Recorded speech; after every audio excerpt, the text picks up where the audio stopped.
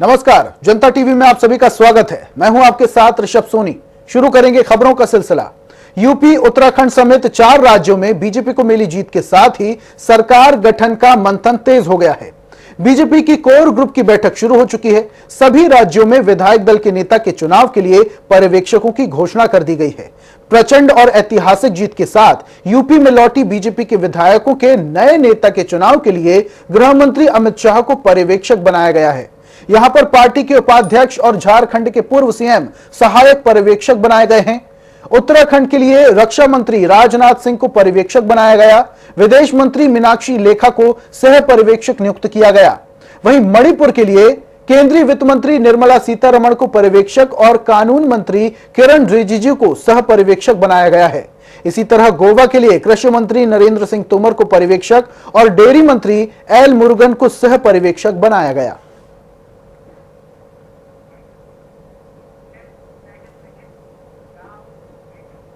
उत्तर प्रदेश में एक बार फिर से भाजपा सरकार को जनता का समर्थन मिला है, लेकिन डिप्टी सीएम केशव प्रसाद मौर्य समेत योगी सरकार के कुल 11 मंत्री चुनाव हार गए।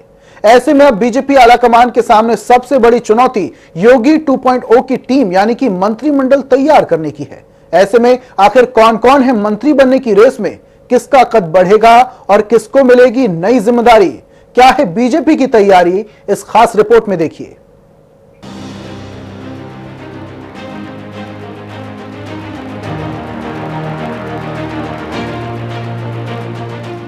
हर किसी को अब इंतजार इस बात का है कि जब योगी आदित्यनाथ मुख्यमंत्री पद की शपथ लेंगे तो उनके बाद जो चेहरे सामने आते जाएंगे वो कौन होंगे।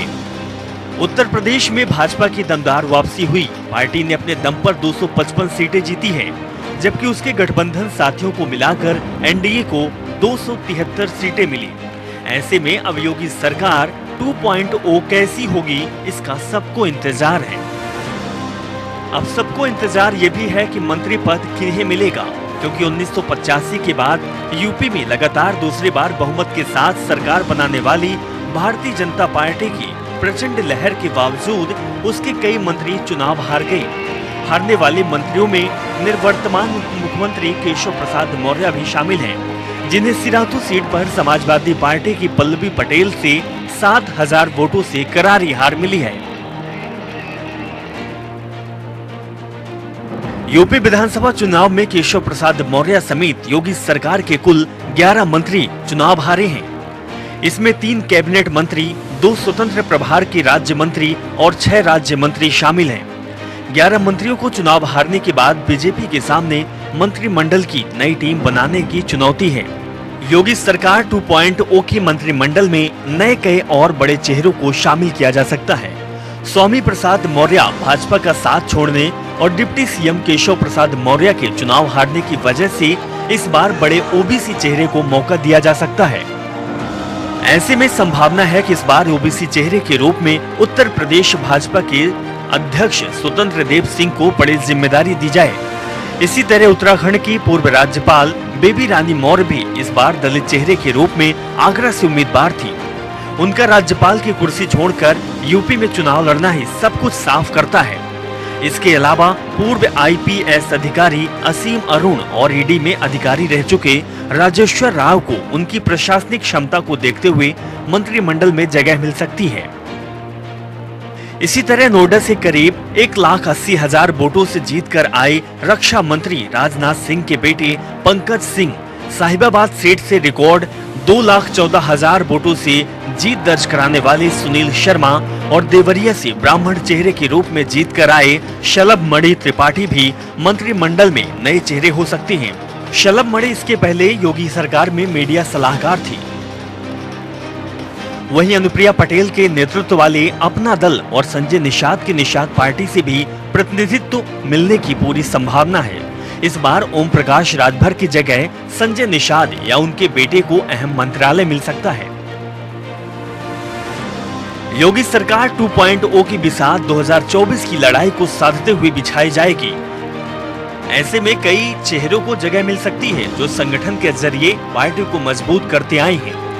अनुमान लगाया जा रहा कि भाजपा नेतृत्व ने योग्यता, जाति और क्षेत्रीय समीकरणों के आधार पर संभावित मंत्रियों की एक बेसिक लिस्ट तैयार की है, जिस पर लखनऊ से लेकर दिल्ली तक मंथन चल रहा है, क्योंकि लक्ष्य सिर्फ मंत्री या फिर राज्य मंत्री बनाने भर का नहीं है, लक्ष्य 2024 लोकसभा चुनाव साधने का भी है। जनता टीवी न्यूज डेस्क से विशाल त्रिपाठी की रिपोर्ट। बीजेपी प्रदेश उपाध्यक्ष और बलिया नगर सीट से नवनिर्वाचित विधायक दयाशंकर सिंह ने बड़ा बयान दिया है।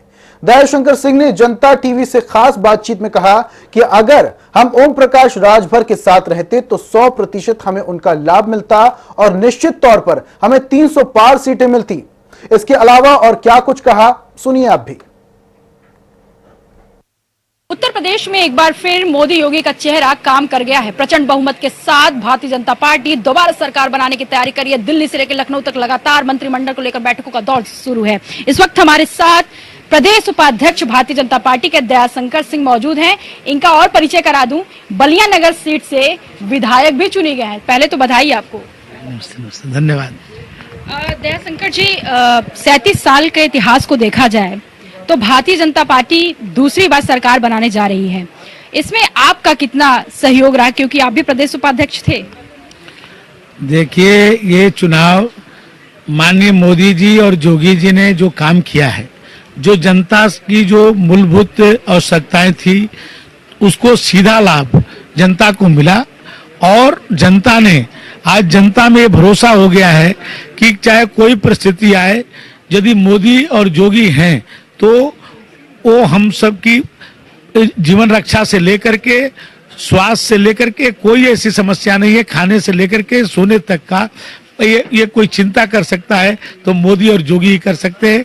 इससे बड़ी महामारी सदियों में आता है और ये कोरोना काल में इतनी बड़ी महामारी होने के बावजूद भी लोगों को सुरक्षित रखना, उनके घर में भोजन के भंडार भर देना, नमक से लेकर के तेल से लेकर के चीनी तक की सभी व्यवस्था करना, बुजुर्गों को इलाज के लिए जो बड़ी बीमारी हो जाए उसके लिए भी 5 लाख रुपया का आयुष्मान कार्ड बनवा देना।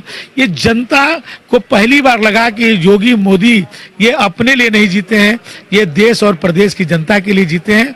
इसलिए आज दिल खोल करके, अपने जाति को छोड़ करके, मजहब को छोड़ करके, क्षेत्रीयता को छोड़ करके आज भारतीय जनता पार्टी को मिली है कि आज हम 84 के बाद कोई काम के बल पर कोई सरकार आ रही है तो ये वो सरकार जोगी जी की सरकार। दयाशंकर जी, एक सवाल ये भी है कि आप लगातार सरोजिनी नगर सीट से दावे ठोक रहे थे, लेकिन वहां पे आपको टिकट ना मिलके बलिया नगर सीट से उतारा गया और यहाँ पे ये नहीं विश्वास था कि आप भी वहां से जीत कर आएंगे, क्योंकि नारद राय की दावेदारी सबसे मजबूत देखी जाती। तो ये कैसे संभव हुआ कि आप इतने मतों से जीत के आ गए?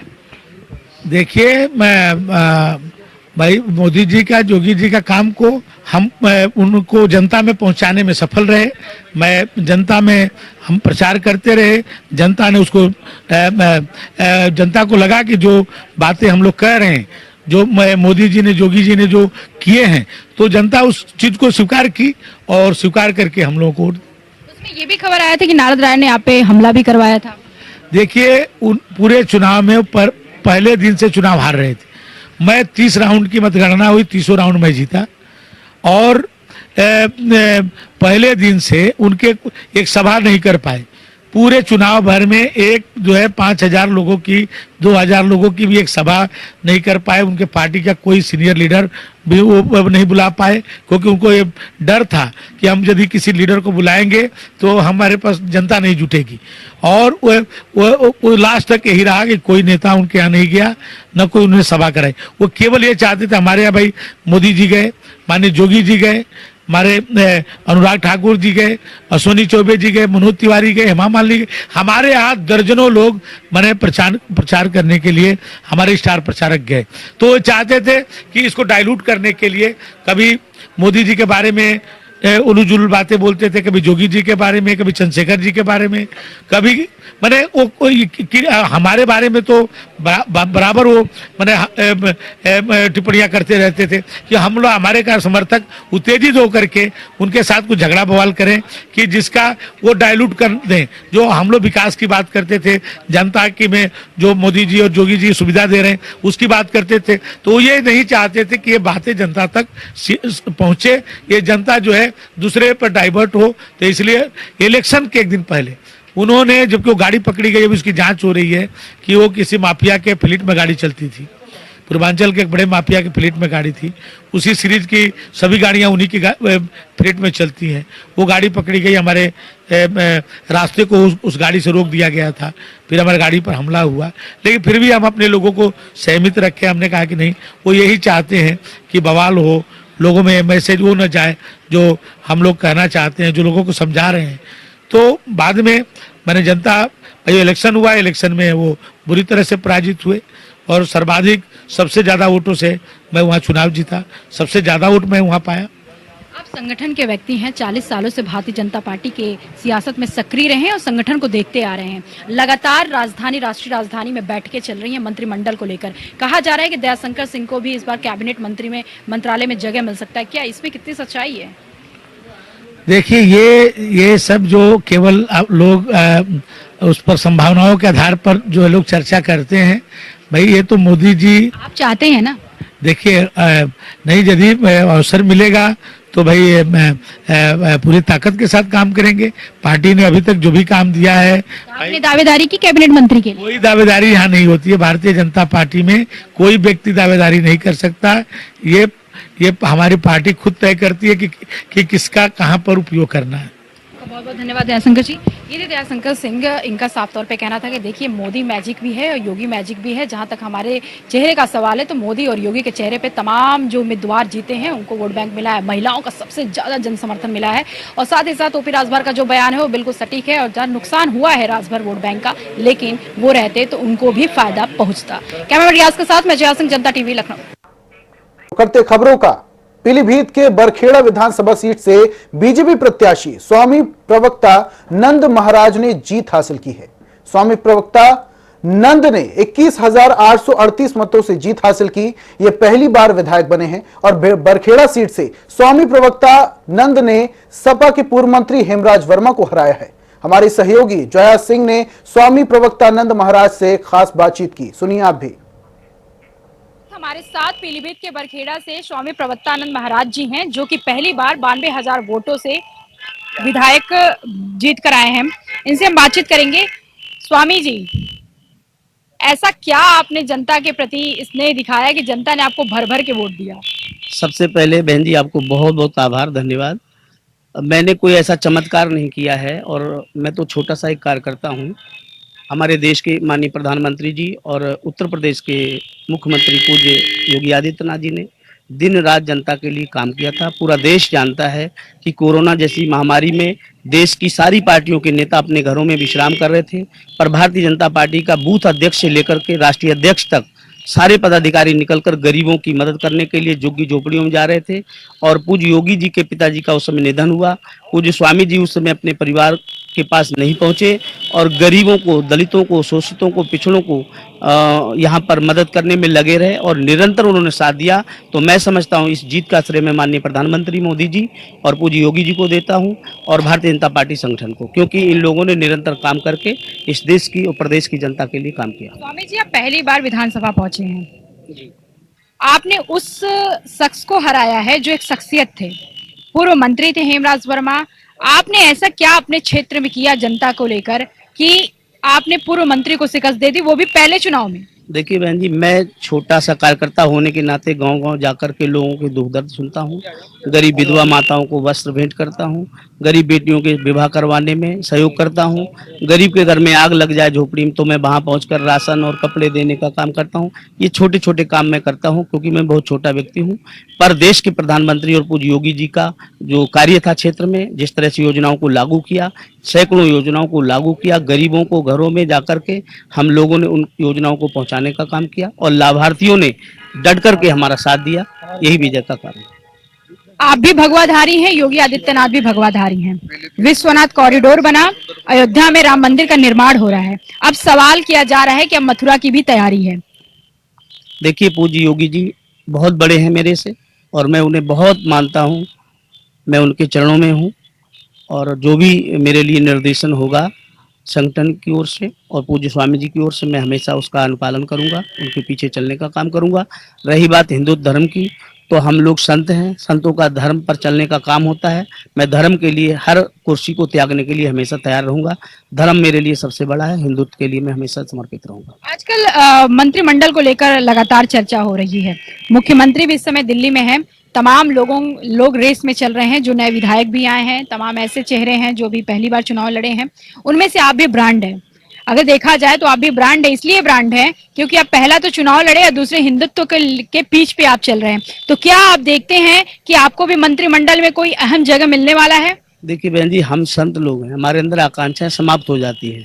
संगठन हमारा सर्वोपरि है और मेरे अंदर एक सिपाही का भाव है कि मैं एक संत और सिपाही हूँ और जो भी जिम्मेदारी संगठन देगा हम उसका निर्वहन करेंगे। मेरे अंदर कोई ऐसी इच्छा नहीं है कि मुझे मंत्री बनाया जाए। संगठन जो जिम्मेदारी देगा मैं उसका सिपाही बनकर सेवा करूँगा। ये थे स्वामी प्रत्यानंद, जो कि पीलीभीत के बरखेड़ा से मौजूदा विधायक हैं। पहली बार 82,000 वोटों से जीत कर आए हैं। इनका साफ तौर पे कहना है कि मंत्रिमंडल में तमाम चेहरे चल रहे हैं, लेकिन हमारी कोई इच्छा आकांक्षा नहीं है। हम जनता के बीच में रहेंगे और जमीनी चीजों से हम जुड़े हैं। हम अपनी बातों करेंगे, जनता की सेवा करके भी हम किसी भी पद पे बने रहे, हम खुश रहते हैं। कैमरामैन रियाज के साथ मैं जया सिंह, जनता टीवी, लखनऊ। और अब बात करेंगे देवभूमि उत्तराखंड की। बीजेपी प्रदेश कार्यालय में जीत दर्ज करने वाले विधायकों के स्वागत का सिलसिला लगातार जारी है। कालाडूंगी सीट से विजय श्री हासिल करने वाले कैबिनेट मंत्री बंशीधर भगत को जोरदार तरीके से भाजपा कार्यालय में उनका स्वागत किया गया। वहीं बंशीधर भगत का कहना है कि प्रधानमंत्री नरेंद्र मोदी के विजन के अनुसार प्रदेश की धामी सरकार ने विकास कार्यों को अंजाम देने का काम किया है, जिसका नतीजा है कि बीजेपी ने कई मिथक तोड़ते हुए दोबारा से सत्ता पर कब्जा किया है। देहरादून के सभी कार्यकर्ता भाई बहनों ने जिस तरीके का उत्साह मुझे दिखाया है, इससे मैं काफी प्रभावित हुआ हूं और उनका आभार प्रकट करता हूं कि उन्होंने इतना सम्मान मुझे दिया। और पूरे प्रदेश में देश की जनता ने जिस प्रकार से जनादेश दिया है, वो निश्चित रूप से एक बार फिर नरेंद्र मोदी पर सबने आस्था व्यक्त की है, उनके कामों पर आस्था व्यक्त की है और विशेष रूप से महिलाओं ने बहुत जबरदस्त उत्साह इस चुनाव में भारतीय जनता पार्टी की दिखाया है। मैं उन माँ बहनों को भी आभार प्रकट करता हूँ, जनता का भी आभार प्रकट करता हूँ, कार्यकर्ताओं का भी आभार प्रकट करता हूँ और एक नए युग का आरंभ दोबारा से सरकार बना के हमने किया है और ये सरकार लगातार उत्तराखंड में बनी रहे और उत्तराखंड में अच्छे काम हों, ये मैं सबसे वादा करता हूं। रोशनाबाद पुलिस कार्यालय में वरिष्ठ पुलिस अधीक्षक हरिद्वार डॉक्टर योगेंद्र सिंह रावत ने बीते दिनों खड़खड़ी क्षेत्र में हुई घर का ताला तोड़कर सोने चांदी के जेवर समेत लाखों की नकदी की चोरी के मामले का खुलासा किया है। उन्होंने बताया कि 9 फरवरी की रात में अज्ञात चोरों ने घर का ताला तोड़कर लगभग 18 लाख रुपए की नकदी और सोने चांदी के जेवर पर हाथ साफ किया था। इस मामले में सीआईयू हरिद्वार की मदद से क्षेत्र में लगे सीसीटीवी कैमरे के फुटेज देखने के बाद कार्रवाई करते हुए पुलिस ने आरोपी रोशन मिश्रा, सूरज चौहान और विकास कुमार सर्वानंद को गिरफ्तार कर लिया है। ये 11 फरवरी को इंदिरा विकास कॉलोनी में एक बड़ी चोरी की घटना हुई थी, जिसमें तकरीबन 16 लाख रुपए से अधिक का नकदी और ज्वेलरी इसमें चोरी हुई थी और एक दो और घटनाएं भी इस तरह की इस बीच क्षेत्र में हुई थी, जिनसे कि ये प्रतीत हो रहा था कि कोई गैंग इसमें सक्रिय है। तो लगातार हमारी जो कोतवाली की टीम है और जो हमारी सीआईयू की टीम है, ये इस पर लगी हुई थी और इसमें एक सफलता प्राप्त करते हुए कल इस घटना से जुड़े हुए 3 अभियुक्तों को गिरफ्तार किया गया है। एक चौथा अभियुक्त इसमें अभी फरार है और इनसे करीब 10 लाख रुपए की ज्वेलरी कैश और 4 लाख रुपए की ज्वेलरी बरामद हुई है और चौथे अभियुक्त की भी तलाश की जा रही है। इस टीम को मैंने 5,000 रुपए के इनाम की घोषणा। उत्तराखंड कांग्रेस में चुनावी हार के बाद अब हरीश रावत और प्रीतम सिंह आमने सामने आ गए हैं। प्रीतम सिंह के 5 साल तैयारी वाले बयान पर हरीश रावत ने पलटवार करते हुए मुस्लिम यूनिवर्सिटी का मुद्दा दोबारा उठा दिया है। साथ ही संगठन से मांग की है कि यह बयान देने वाले और पैरवी करने वाले सभी की जांच हो। दूसरी तरफ बड़े नेताओं की लड़ाई में संगठन के मुखिया गणेश गोदियाल ने बचाव करने का काम किया है। गणेश गोदियाल का कहना है कि किसी को टिकट देना किसी एक व्यक्ति का काम नहीं होता, यह सब कुछ आम राय से होता है। वहीं मुस्लिम यूनिवर्सिटी वाले बयान को बीजेपी ने तेजी से जनता के बीच पहुंचाने का काम किया, जिसका कांग्रेस को वाकई में नुकसान हुआ है। ने एक यूनिवर्सिटी खोलने की बात कही और वो कोई इतनी बड़ी बात नहीं थी कि उसमें वो कोई कांग्रेस का कोई बहुत बड़ा पदाधिकारी वो व्यक्ति नहीं था, वो कांग्रेस की थीम लाइन नहीं थी, वो कांग्रेस की पॉलिसी में कहीं नहीं था यूनिवर्सिटी खोलने का। लेकिन एक व्यक्ति ने कहा, अब ये जांच का विषय है, पड़ताल का विषय है कि उस व्यक्ति ने अपनी मर्जी से कहा, किसी के कहलाने पर कहा, किसी के उकसाने पर कहा, और उसके बाद भारतीय जनता पार्टी ने उस चीज को तिल का ताड़ बना दिया। प्रधानमंत्री जी ने उस बात को स्वयं अपने मुंह से कह दिया और उसके बाद कांग्रेस पर उस बात को जबरदस्ती चिपका दिया गया। कांग्रेस ने बोला, कांग्रेस ने कहा, कांग्रेस ने कहा था। कांग्रेस का कहना अगर प्रीतम सिंह जी कहते, हरीश रावत जी कहते, मैं कहता, कोई और प्रभारी जी कहते, कोई सीनियर लीडर कहता, तो बात मानी जाती। एक कार्यकर्ता ने मांग की और वो कार्यकर्ता ने मांग की, उसको कांग्रेस का थीम लाइन बना दिया गया। ये भारतीय जनता पार्टी का वोटों के ध्रुवीकरण करने का जो